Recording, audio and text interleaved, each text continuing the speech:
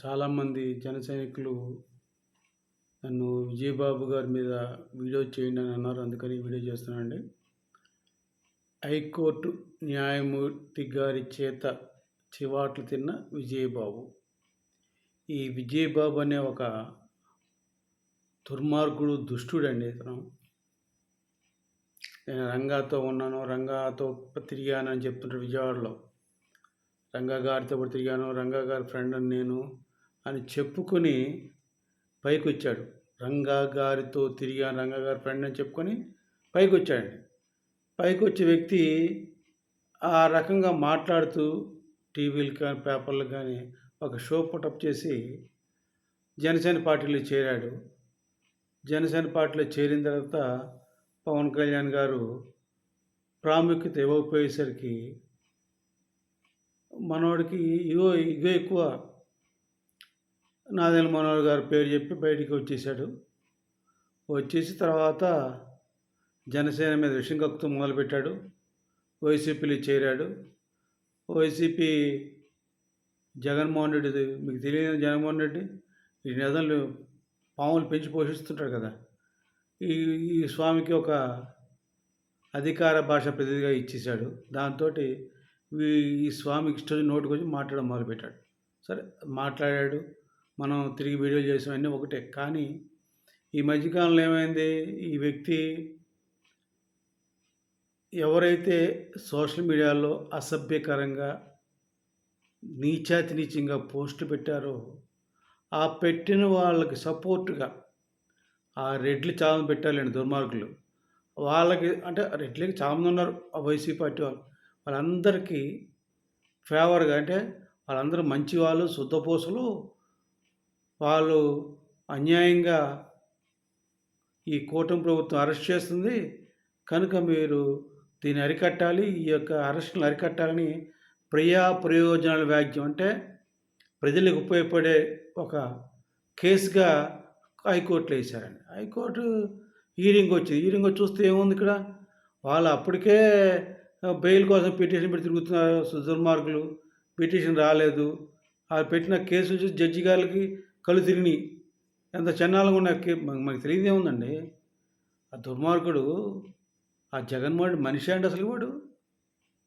ఆ వెధవ సొంత తల్లి మీద పెట్టితే, తల్లి అపవిత్రం అయిందని చెప్పి పెడితే, పోస్టులు పెడితే అటు ఎదోకి సపోర్ట్ చేసిన ఈ ఎదవలందరూ ఏమనాలండి.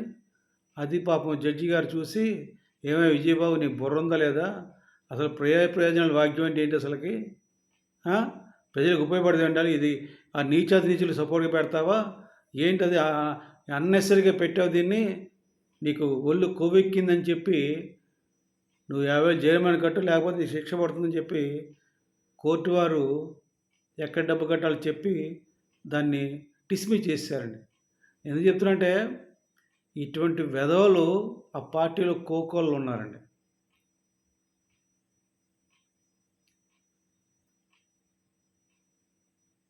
దెబ్బకి ఎదవకి బుద్ధి వచ్చి ఉంటుందండి. బుద్ధి ఏముందండి, ఎదవలకి బుద్ధి అనుకోవడమే తప్పితే బుద్ధి రాదు వీళ్ళకి.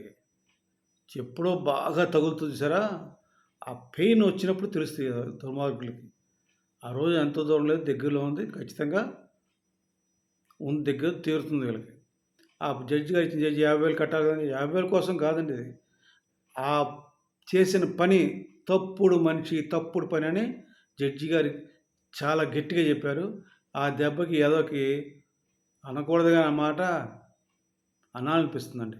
దూల తీరుడు ఏదోకి, దూల తీరుడుది దుర్మార్గుడికి. స్వామి శరణం.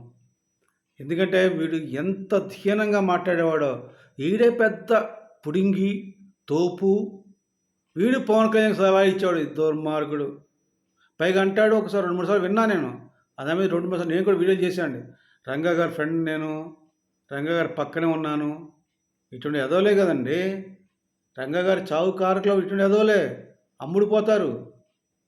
ఇప్పుడు ఆ మధ్యన మనం తమ్మాడి భరద్వాజ్ కూడా చెప్పాడు ఒకసారి జార్జిరెడ్డి విషయంలో, వాడిని చంపబోయాడని చెప్పి వాడే చెప్పి తీసుకెళ్ళరా అంటే తీసుకెళ్ళి వదిలిపెట్టి వెళ్ళిపోయాడు తమ్మారెడ్డి భరద్వాజ్ స్కూటర్ మీద. ఇటువంటి ఏదో అందరూ వీళ్ళు మన ప్రజల గురించి పవన్ కళ్యాణ్ గురించి మాట్లాడతారు, కూటమి ప్రభుత్వం గురించి మాట్లాడతారు దుర్మార్గులండి. ఏమైనా ఒక్కటి మాత్రం వాస్తవం అండి. ఈ జగన్మోహన్ రెడ్డి కానీ, జగన్ మనుషులు కానీ వీళ్ళందరికీ కోర్టులో కేసులు వేయడం పరిపాటైపోయింది. దొబ్బులు తినడం పరిపాటైపోయింది. డబ్బులు కోర్టులకు కట్టడం పరిపాటైపోయింది. అంటే జరిమానా విధించుకోవడం కూడా పరిపాటైపోయింది.